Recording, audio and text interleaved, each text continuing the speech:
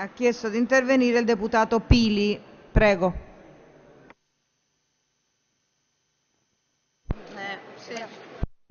Grazie Presidente. Ho il tempo per 3 brevissime considerazioni sul vecchio adagio che una mozione non si nega a nessuno. Permetto che esprimerò il parere favorevole su tutte le mozioni e risoluzioni presentate, più per amor di patria sarda che per convinzione.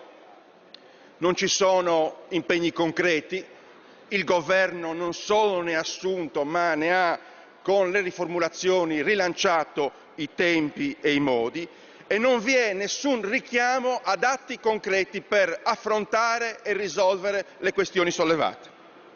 Non esiste nemmeno una ipotesi di soluzione sulle varie vertenze e anzi da qui a qualche giorno potrebbe essere annunciato in Sardegna anche la possibilità di realizzare un deposito di scorie nucleari.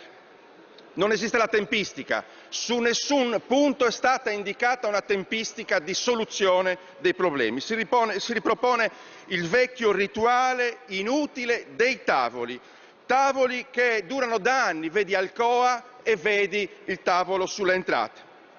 Prendo atto invece, Presidente, e a lei mi rivolgo, del parere contrario del Governo sulla risoluzione che ho presentato e che ha visto, per quanto mi riguarda, l'importante e significativa adesione dei colleghi della Lega dei Popoli.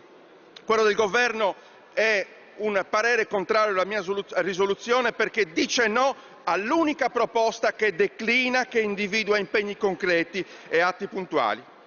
Del resto, dinanzi al Presidente del Consiglio che alle migliaia di licenziati dice ne ripareremo a settembre, non ci si poteva aspettare altro.